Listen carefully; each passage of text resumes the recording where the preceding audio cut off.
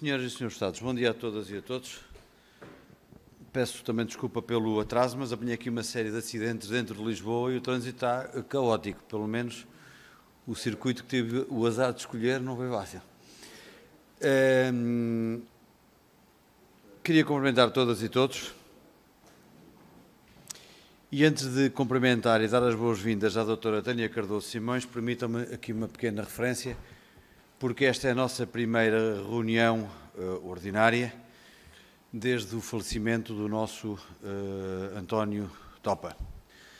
E eu queria, no início mesmo dos nossos trabalhos, fazer uma referência especial ao nosso colega, deputado António Topa, que presidiu esta comissão, e queria, em meu nome pessoal, e se calhar em nome de todas e de todos, naturalmente deixar uma palavra de sentimentos aos seus amigos, ao grupo parlamentar do PSD e à sua família.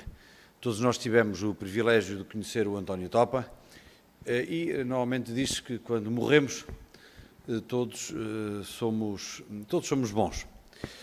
Mas o António Topa foi mesmo um homem bom, eu tive o privilégio de o conhecer e com ele partilhar muitas conversas e alguns convívios.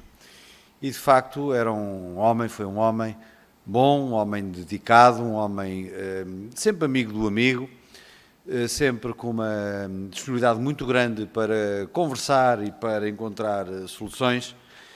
E eu acho que, naturalmente, o Parlamento fica mais pobre, os seus amigos ficam mais pobres e, naturalmente, a sua família fica mais pobre. E, portanto, neste início de trabalhos da Comissão Parlamentar, na primeira vez que o fazemos sem o António Topa connosco, eu queria deixar, de facto, uma palavra, uma referência ao nosso colega António Topa e, de facto, os sentimentos ao grupo parlamentar do PSD, aos seus amigos e à sua família. Posto isto, senhoras e senhores deputados, vamos então dar início à nossa ordem do dia. O Sr. Deputado André Pinotes Batista está-me a pedir a palavra. Sr. Deputado, para que efeito? Sr. Presidente, peço desculpa não querendo delongar a nossa reunião, queria só deixar uma referência, subscrever as suas palavras e de forma muito sintética dizer que é de facto como o Sr. Presidente disse, o António Topa era um grande democrata, um homem de grande respeito e foi um amigo que esta Comissão e esta vivência parlamentar também permitiram ter, ao grupo parlamentar do PSD, à sua família, à sua filha Rita, os nossos cumprimentos, o nosso respeito e a nossa admiração pelo que ele fez em vida. Era isto, Sr. Presidente, não podia deixar de o fazer sentidamente. Muito obrigado, Sr. Deputado. Sr. Deputado Jorge Mendes, faz favor. Sr. Presidente, caros colegas, agradecer em meu nome, em nome do grupo parlamentar do PSD, os sentidos votos de pesar, que faremos chegar também à família. E realmente o engenheiro Topa foi, para além de um colega, era um amigo, estava sempre disponível, pronto para ajudar, para colaborar, um homem de consensos, um homem que gostava que houvesse bom ambiente, que as pessoas se sentissem felizes onde ele estivesse. E realmente foi um amigo que partiu de forma surpreendente, embora soubéssemos há algum tempo do estado de saúde que se vinha agravando, mas foi um grande companheiro nesta comissão, para além de ser companheiro no PSD. E, portanto, em nosso nome, muito obrigado pelo vosso apoio também nestes dias difíceis que o PSD também atravessou em relação ao falecimento do engenheiro António Topa. É só. Muito obrigado. Muito obrigado, Sr. Deputado. Agora sim vamos então iniciar os nossos trabalhos, cumprimentando todas e todos. Doutora Tânia Cardoso Simões, bom dia. Cumprimento-a também, dando-lhe as boas-vindas, mesmo que digitalmente.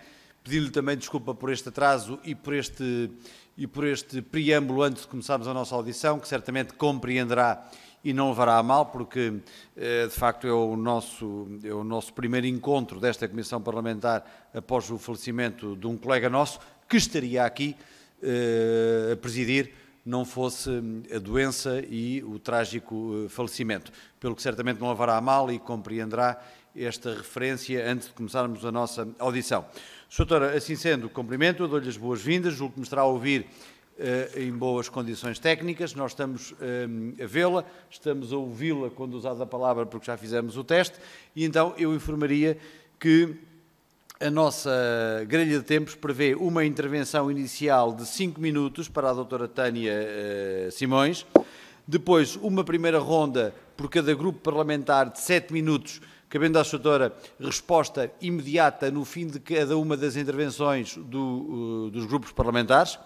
Uma segunda ronda de 3 minutos por cada grupo parlamentar, cabendo resposta conjunta à doutora Tânia Simões no final de todas as intervenções dos grupos parlamentares e depois, se necessário for, ainda uma terceira ronda, onde caberão 2 minutos a cada senhora e a cada senhor deputados inscritos e caberão 10 minutos à Sra. Doutora para resposta final conjunta a todas as intervenções. Alguma dúvida esclareceremos durante a nossa audição. Posto isto, Sra. Doutora Tânia Cardoso Simões, renovando os meus cumprimentos, dou-lhe 5 minutos para a intervenção inicial. Faz favor. Sr. Presidente, muito bom dia. Antes de mais, e se me permite, antes dos 5 minutos, eu gostaria de me associar, porque acho que é sempre importante lembrarmos as pessoas. As casas são, de facto, feitas de pessoas e é também isso que vou hoje aqui dizer. E, portanto, associo-me e, portanto, acho que foi uma nota importante antes. Não tenho qualquer questão relativamente ao pedido que apresentou de desculpas. E começava então assim os meus 5 minutos, enfim, cumprimentando antes de mais o Sr. Deputado Pedro Coimbra, Presidente da Comissão de Economia, Inovação, Obras Públicas e Habitação, cumprimentando também todos os senhores deputados, membros desta Comissão e agradecendo desde já a possibilidade de realização da mesma, que eu considero de ser uma mais-valia para o sistema regulatório e mais concretamente para o enquadramento da independência das autoridades reguladoras independentes. Vêem a sua legitimidade reforçada, estas autoridades, em resultado do escrutínio legalmente previsto pela Assembleia da República, que é efetuado com base no parecer da CRESAP e na sequência da proposta de indigitação do Governo, que muito me honra. No que respeita aos requisitos necessários e adequados à função de Presidente da ANAC, enfim, a lista de idoneidade, a competência técnica, a aptidão, a experiência profissional e a formação adequada ao exercício das funções, eu gostaria, antes de mais, de afirmar perante esta Comissão que considero estarem todos preenchidos. Gostaria de reiterar, assim, aqui presencialmente, a declaração da ausência de incompatibilidades que previamente apresentei, nos termos do disposto da Lei Quadro das Entidades Reguladoras, dos Estatutos da ANAC, do regime dos titulares dos altos cargos públicos e do Estatuto do Gestor Público. Também sobre a competência técnica, a aptidão, experiência profissional e formação. Creio que o trabalho desenvolvido na ANAC nos últimos 5 anos fala por si.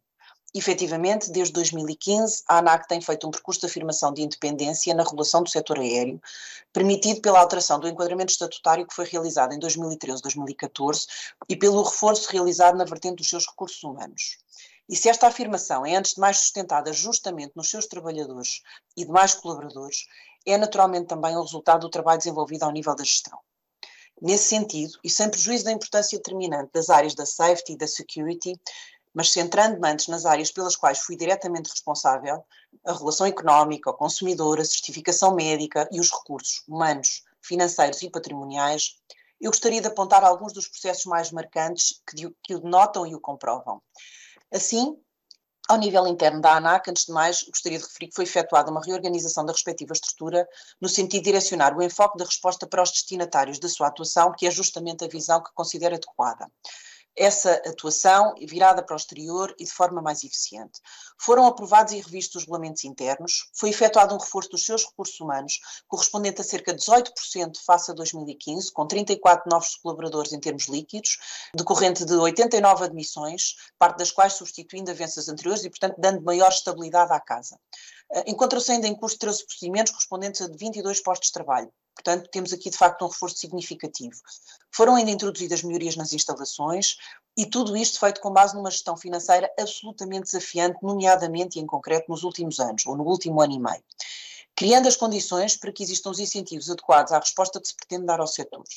Do ponto de vista externo, eu destacaria, embora seja difícil em 5 minutos, o processo do Brexit, os processos relativos à alteração da estrutura acionista da TAP, a regulação, o acompanhamento e a regulação no âmbito do contrato de concessão da ANA, incluindo os processos de aprovação das taxas aeroportuárias e o regime de qualidade, o acompanhamento das obrigações de serviço público, os concursos do handling, o processo de criação da entidade coordenadora de slots, o projeto do Céu Único Europeu, SES 2+, o processo de transferência da competência de emissão de certificados médicos para os AME e a melhoria da resposta dada no âmbito da proteção dos direitos dos consumidores.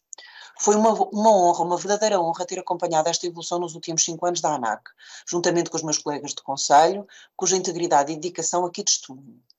Estou também certa de que continuará a ser assegurada uma trajetória segura e eficiente desta autoridade. Tenho, creio, ainda tempo para deixar uma brevíssima nota sucinta sobre a minha motivação, que é importante testemunhar.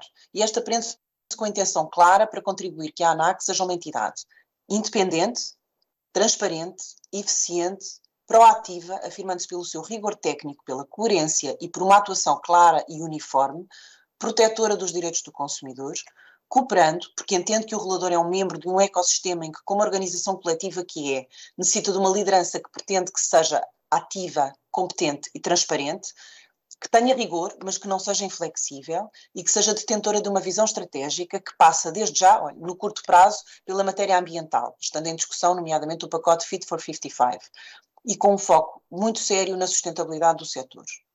Termino, creio que cumprindo os meus 5 minutos, sublinhando novamente a relevância da presença da ANAC nesta comissão, reiterando a minha total disponibilidade para continuar a vir a esta casa sempre que tal seja considerado útil. Muito obrigada. Muito obrigado, Sr. Doutor. Muito obrigado também pelo cumprimento rigoroso do tempo. Vamos iniciar então a ronda pelos grupos parlamentares, iniciando o grupo parlamentar do PSD. Sr. Deputado Jorge Mendes, faz favor, 7 minutos. Muito obrigado, Sr. Presidente, caras e caros colegas. Sra. Doutora Tânia Cardoso Simões, agradecer a sua disponibilidade para esta audição. Funciona quase como uma prova pública, mas como a Sra. Doutora também já esteve em 2016 num processo idêntico, com certeza compreenderá que isto não é inquisição, é uma inquirição para averiguarmos toda a documentação e dos procedimentos no âmbito da indigitação. Para este cargo, para a entidade reguladora da aviação civil, que tem por missão a regulação, fiscalização e supervisão em matéria da aviação civil. O perfil das personalidades indigitadas para esta governação deve ser adequado às funções a desempenhar e devem ser reconhecidas e dotadas de idoneidade, competência técnica, experiência profissional e formação adequada ao exercício das funções. Estes são digamos que assim, em traços gerais, há algumas orientações que estão subjacentes à indigitação de personalidades para estas entidades reguladoras. Analisando a documentação que a Sra. Doutora nos enviou, bem como a tutela, nós verificamos que realmente, do ponto de vista das incompatibilidades e impedimentos, nada a obstaculizar a sua indigitação, antes pelo contrário, e que o seu currículo é relevante e não oferece dúvidas em relação à sua experiência profissional, formação e também à sua idoneidade, que nós podemos aferir de algumas reuniões que tivemos nesta casa nos últimos 2 anos também, enquanto vogal do Conselho de Administração. E por isso a CRESAP faz uma apreciação muito positiva do seu perfil, e quando refere que existem evidências da presença de competências técnicas e comportamentais que sustentam uma apreciação positiva para o desempenho do cargo em causa. E, portanto, o Partido Social Democrata está confortável com esta proposta do Governo para a indigitação para o cargo de Presidente do Conselho de Administração da ANAC. Aliás, tal aconteceu também em setembro de 2016, em que a Sra. Doutora teve, digamos que, a aprovação unânime do PSD, na altura do Partido Socialista, do Bloco de Esquerda e do CDS, na audição entretanto efetuada, e que realmente foi reconhecido o seu mérito para ser vogal do Conselho de Administração. Agora, digamos que é quase uma passagem natural de vogal do Conselho de Administração para Presidente do Conselho de Administração, e digamos que resultado, com certeza, do bom trabalho que realizou nos últimos 6 anos nesta área. E por isso, eu gostava de colocar aqui 2 ou 3 questões que têm a ver, sobretudo, com esta vertente que terminou a sua primeira intervenção, tem a ver com as suas motivações. A Sra. Doutora, há 6 anos atrás, referiu que uma das motivações para o exercício do cargo de vogal é que gostaria de deixar uma marca pessoal na administração, nas orientações da ANAC. Eu sei que fez um brilhante trabalho ao longo destes anos. Eu gostava de diretamente perguntar se sente que deixou uma marca, enquanto vogal do Conselho de Administração da ANAC, na própria gestão, na vida, no dia-a-dia da ANAC, nos últimos 6 anos. A segunda questão tem a ver com o futuro.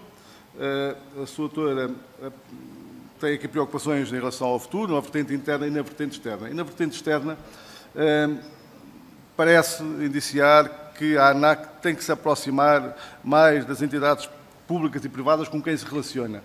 Digamos que haver ali uma relação de maior proximidade, talvez até maior diplomacia no relacionamento com as várias entidades, para não, enquanto entidade reguladora, muitas vezes parece que as entidades reguladoras, que têm a sua por função fiscalizar, como é óbvio, têm aquele aspecto mais policial.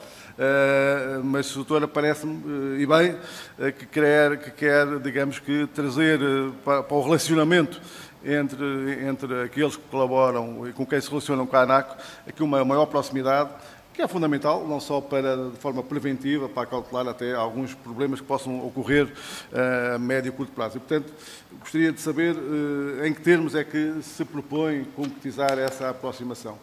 E, por último, relativamente ao aeroporto de Lisboa, com todos estes avanços e recuos que têm acontecido nos últimos anos, se a sua doutora não considera que esta problemática em nada tem beneficiado as operações aeroportuárias em Lisboa, o país em geral, e se isto não põe em causa até a sustentabilidade das operações a médio prazo. Recentemente tivemos aqui em audição a sua doutora Ana Cristina Vieira da Mata, que conhece bem, que salientou, quando foi questionada sobre esta matéria, que concordava, em parte, e que gostaria que houvesse uma decisão célere, mas suportada, de forma blindada, do ponto de vista jurídico, para não haver mais ambiguidades no futuro. Gostava de ouvir a sua doutora sobre essas três questões que lhe coloco e desejar-lhe, pelo que me parece, as maiores felicidades para o cargo que vai exercer nos próximos anos. É só. Muito obrigado, Sr. Deputado. Sra. Doutora, faz favor, até 7 minutos. Sr. Deputado Jorge Mendes, antes de mais agradeço muitas questões e as afirmações que foram efetuadas e é um gosto verdadeiramente responder a estas questões, porque relativamente à comunicação eu acho que é simultaneamente a resposta à primeira e à segunda questão. Eu creio que existe comunicação, aliás eu referi expressamente e continuar e reforçar a comunicação entre a ANAC e as várias entidades públicas, privadas, reguladas, associações do setor, com o objetivo de abordar, enfim, todos os assuntos pendentes, quais são os aspectos de melhoria desejáveis e as soluções para os problemas existentes. Ela existe, de facto, essa comunicação, mas acho que se pode ainda ir mais além e com um enfoque não só na gestão diária, e normalmente acontece justamente nas questões mais prementes, mas também numa lógica de gestão estratégica e no contributo que um regulador em concreto pode trazer para o setor. Acho que isso, de facto, é uma marca que tenho vindo a deixar em termos de comunicação, de certa forma, muito internamente, porque tive, de facto, as áreas dos recursos humanos, financeiros e patrimoniais e a área dos recursos humanos, eu creio que é a base e a sustentação de qualquer casa, porque são as pessoas que efetivamente depois dão a resposta ao exterior, mas também com os stakeholders, com os vários stakeholders.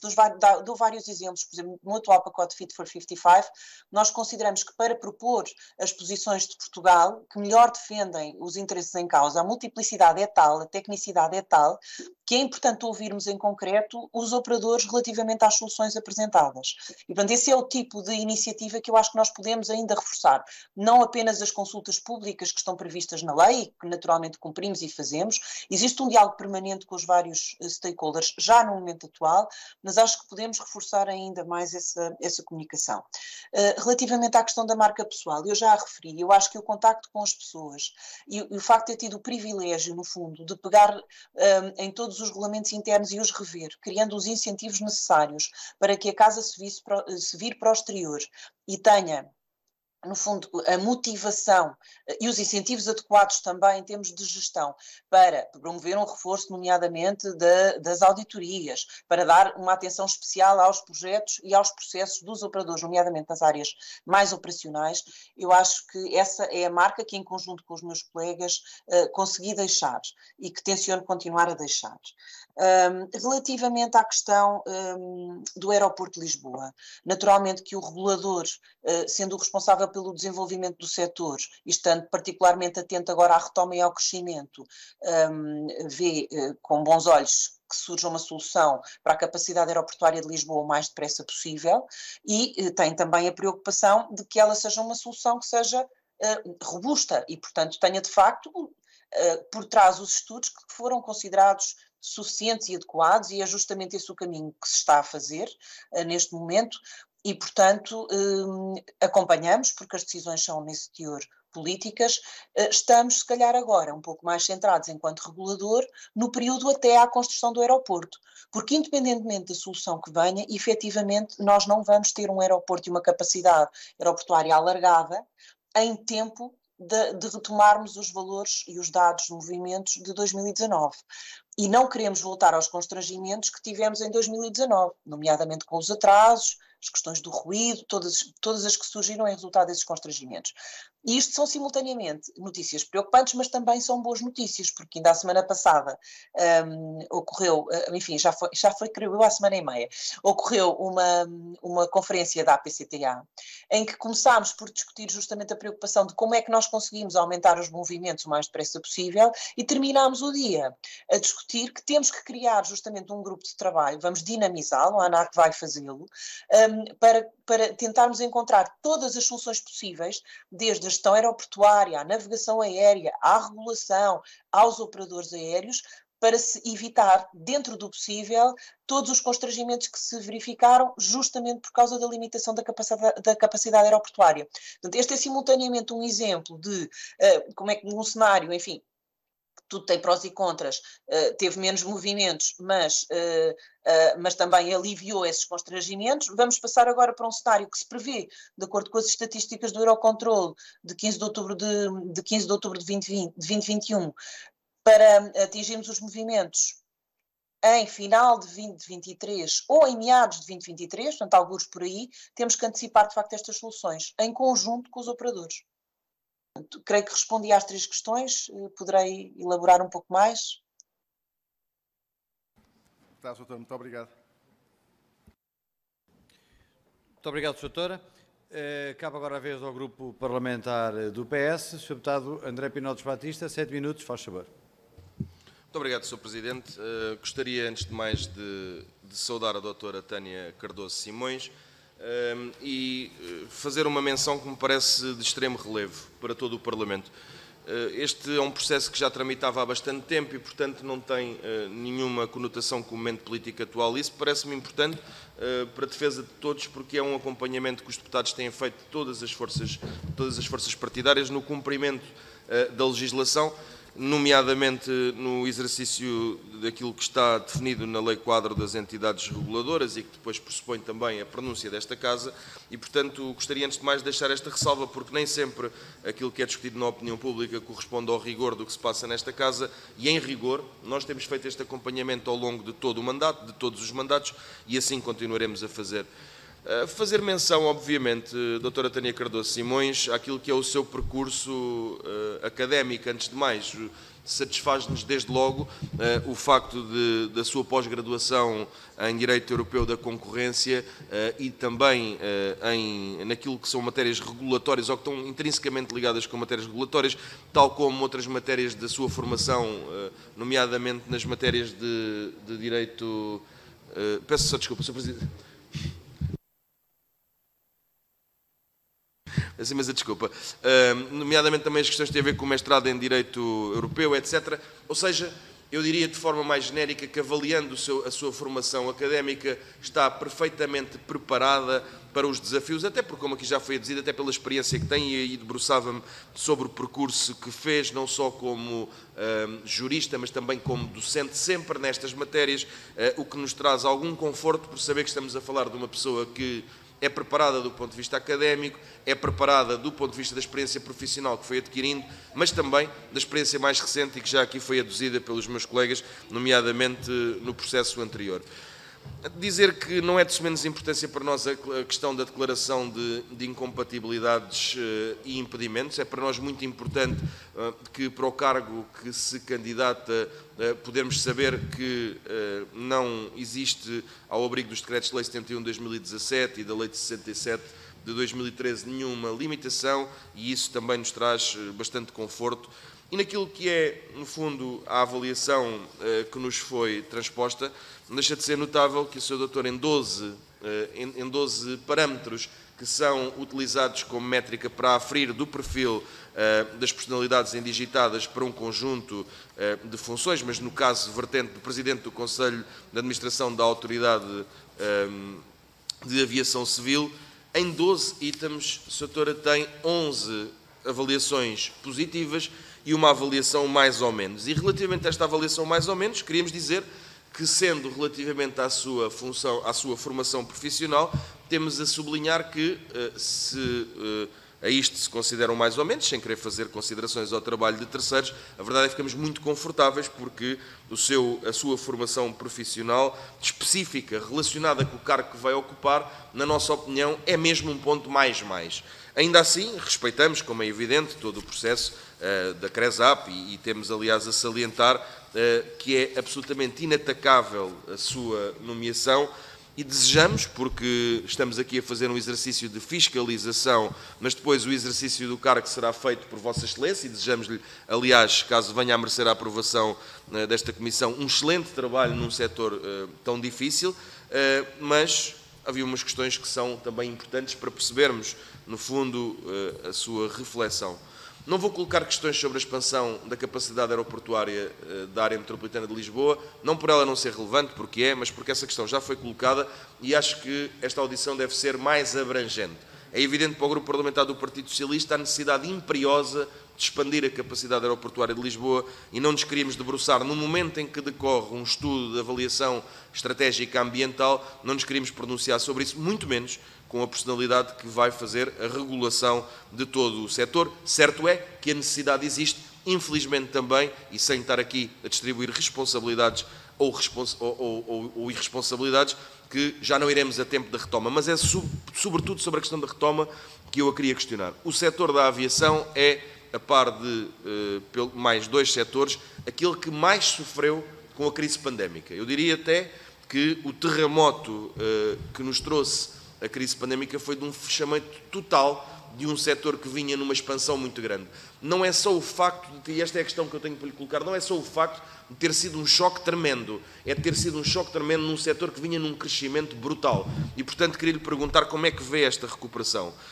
Relativamente ao demais, há uma questão que deve ser colocada a qualquer pessoa que vai presidir, e eu finalizava a minha intervenção com isto, Sra. Doutora Tânia Cardoso Simões, e que tem a ver com qual é a sua concepção do papel das entidades reguladoras.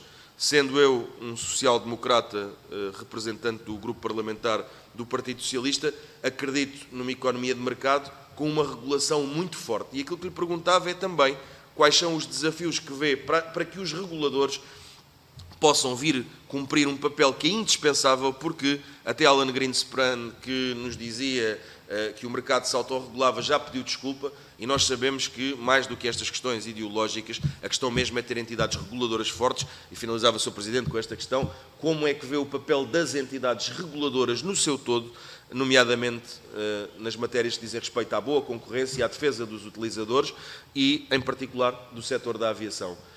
Previamente aguardando pela sua aprovação, não deixo desde já, em nome do Grupo Parlamentar do Partido Socialista, de lhe desejar que mais uma vez faça um excelente trabalho. O seu percurso diz-nos que sempre o fez, mas isso agora também dependerá de si, como é evidente. Muito obrigado, Sr. Presidente. Muito obrigado, Sr. Deputado. Sra. Doutora, faz favor, até 7 minutos para responder.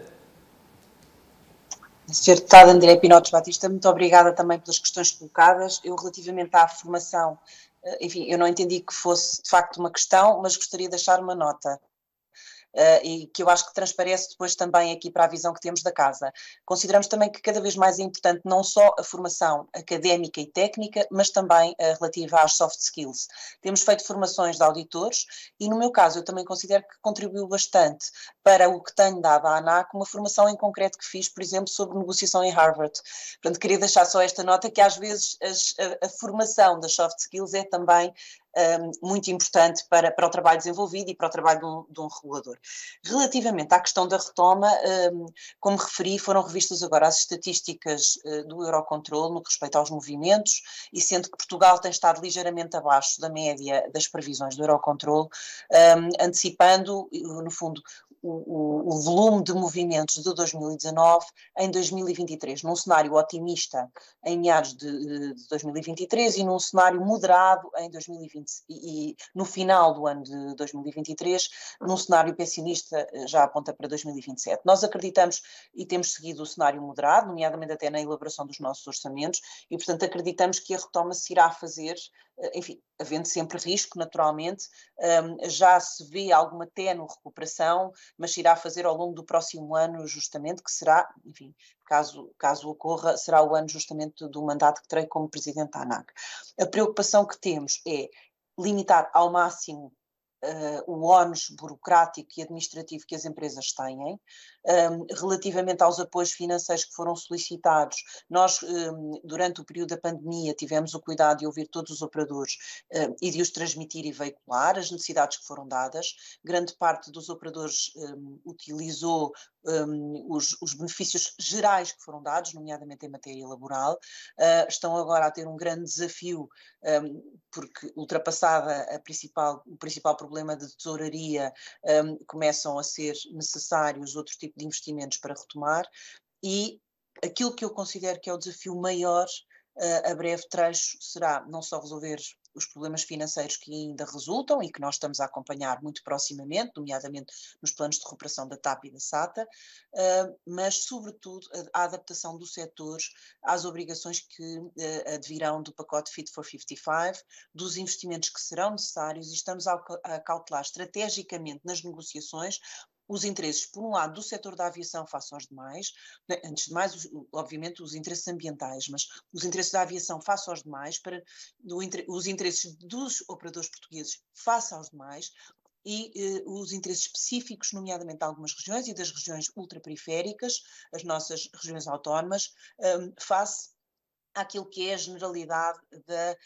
do território. E, portanto, essas preocupações de salvaguarda do level playing field dos operadores, portanto, do nível de concorrência e de atuação justo e equilibrado, é a nossa tarefa para contribuir para que a retoma se faça o mais seguramente possível, ou com a maior segurança possível, diria eu. Os desafios são então estes, os da sustentabilidade financeira, de alguma forma o da sustentabilidade social, porque houve uma disrupção social também, que agora se prevê que vá novamente ser recomposta. Viram-se ontem os níveis de desemprego e, portanto, prevê-se que haja uma reabsorção dos quadros da aviação civil, que são quadros técnicos, e, portanto, é importante haver a formação do setor também para a própria segurança e a sustentabilidade ambiental, como referi. No que respeita ao desafio dos reguladores, o desafio é justamente o de ouvir os stakeholders, fazer a triagem daquilo que é importante e atuar de forma forte. Aliás, nos últimos dias, enfim, temos tido justamente várias notícias do que é atuar de uma forma forte para proteger um nível de atuação dos vários operadores que seja justo e equilibrado.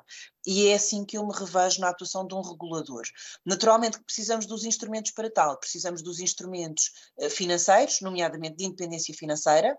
Temos um orçamento feito com base em valores de movimentos que nos colocará algumas dificuldades para o ano, portanto teremos que a gerir de acordo com aquilo que está previsto na lei, e com base numa atuação que seja previsível e transparente para os operadores, justamente para que eles possam fazer, digamos, o ramp-up da sua atividade.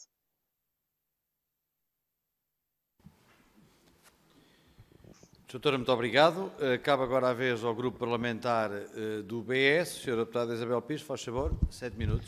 Obrigada, Sr. Presidente. Em primeiro lugar, cumprimentar a doutora Tânia Cardoso Simões e agradecer também as respostas que, entretanto, já foi dando e a sua exposição inicial, porque, na verdade, havia três grandes matérias que achávamos importantes que fossem aqui referidas. A primeira tem a ver com a recuperação do setor da aviação, que sabemos que no último ano e meio, quase 2 anos, foi dos setores que sofreu mais com a crise pandémica, e do ponto de vista da sua normalização ainda estamos, nomeadamente em Portugal, no caminho para essa normalização da recuperação, e isso também tem muito a ver com o papel que a nossa companhia, a TAP, terá nesta mesma recuperação e, portanto, já deu aqui algumas notas sobre a visão do regulador para esta mesma recuperação e, obviamente, que aí teremos que ainda aguardar provavelmente alguns meses para começar a ver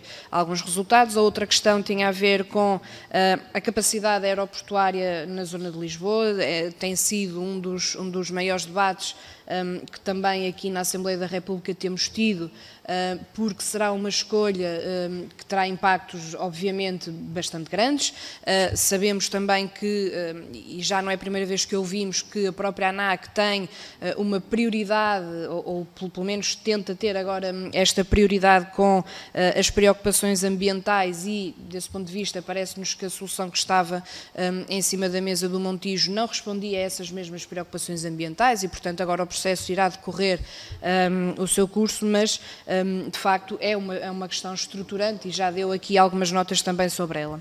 A terceira matéria parece-me que ainda não foi ainda abordada, mas que também nos tem preocupado e já em audições anteriores com a ANAC ou relacionadas com a atividade da ANAC, tem sido referida a questão dos consumidores e da forma como durante este ano e meio, quase 2 anos, também, enfim, foram encontradas dificuldades, se assim quisermos dizer, por parte dos consumidores na relação com os operadores. Sabemos que ainda existem muitas queixas, aliás, é um número de facto ainda bastante elevado de queixas por causa de reembolsos ou de não reembolsos neste caso, ou outras formas que foram sendo encontradas para responder ao cancelamento durante muito tempo de vários voos e, portanto, enquanto regulador, também como é que olha para esta relação entre operadores e consumidores, para também compreendermos um pouco melhor qual é que é a sua visão nesta matéria, porque obviamente qualquer atividade económica, e esta ainda mais, sem as pessoas que vão utilizar estes serviços, de facto, ela não pode funcionar e, portanto, esta relação com o consumidor tem que ser mais transparente, provavelmente, tem que ser, tem que criar maiores relações de confiança e, portanto, era essa a questão que lhe queríamos deixar. Obrigada. Muito obrigado, Sra. Deputada. Sra. Doutora, faz favor, até 7 minutos. Sra. Deputada Isabel Pires, muito obrigada pela questão colocada. É importante também poder transmitir justamente à Assembleia aquilo que a ANAC fez, justamente para acompanhar a proteção dos direitos dos consumidores neste último ano e meio da pandemia. E efetivamente o processo começou por ser um processo de ruptura, com uma ruptura também da tesouraria, das próprias operadoras, uma incapacidade de resposta aos vários pedidos de reembolso, porque foi justamente o tipo de reclamação que esteve mais em causa neste último ano e meio, por causa quer das equipas, quer do sistema informático, e inicialmente durante os 2 primeiros meses, portanto entre março e abril, a ANAC esteve justamente a acompanhar o processo de decisão e de análise da Comissão Europeia no que respeita à admissibilidade ou não de efetuar os reembolsos em vouchers. E apenas em maio, portanto, durante esse período efetivamente existiu muita incerteza que nós tivemos que gerir junto dos consumidores, não obstante, seria sempre certo que teria que ser feito o reembolso. A questão era de que forma. Em maio, quando veio a clarificação da Comissão Europeia relativamente à obrigatoriedade das transportadoras aéreas efetuarem o reembolso em valores monetários e apenas em vouchers, caso existisse uma aceitação expressa por parte dos passageiros, a ANAC emitiu de imediato um ofício circular e, portanto, fez um acompanhamento muito próximo daquilo que era feito pelas transportadoras, no sentido de tal começar a ser feito. Houve também diversas interações, nomeadamente com a DECO, que foi alertando a ANAC para além daquilo que são as avaliações e as inspeções e as verificações feitas pela própria ANAC, no que respeita ao aspecto da informação, nomeadamente da informação aos passageiros em e-mail e no site das próprias operadoras. Foi feito esse acompanhamento, foram feitas diversas alterações nos sites, justamente para clarificar diversos aspectos dos direitos dos consumidores, nomeadamente a não obrigatoriedade de aceitação de vouchers. E lá está, foi um trabalho feito em cooperação, porque quando vários atores cooperam no sentido de se atingir o resultado que é o desejável, maior transparência, maior clarificação, efetivamente o resultado é melhor. Não é perfeito, não é ideal, houve muitos atrasos, naturalmente não foi cumprido o prazo de reembolso em 7 dias, também pelo sistema e pela própria disrupção que isto representou. Aliás, isto foi objeto depois de um processo de acompanhamento e de avaliação relativamente às companhias aéreas, quer por parte do Tribunal de Contas Europeu, quer por parte das redes das autoridades responsáveis pela proteção dos direitos dos consumidores, também a nível europeu. No primeiro foi inclusivamente saudada a forma como a ANAC colaborou e prestou informação ao Tribunal de Contas Europeu. Recebemos expressamente essa nota que destacou até dos outros países, porque efetivamente foi feito um acompanhamento muito próximo e os operadores deram-nos respostas adequadas. Respostas que estão longe de ser as ideais, mas porque as circunstâncias também não permitiam uma situação ideal. Foi uma situação de ruptura para todos e portanto, as respostas não foram naturalmente aquelas que decorrem do reembolso obrigatório em 7 dias, como está previsto na lei.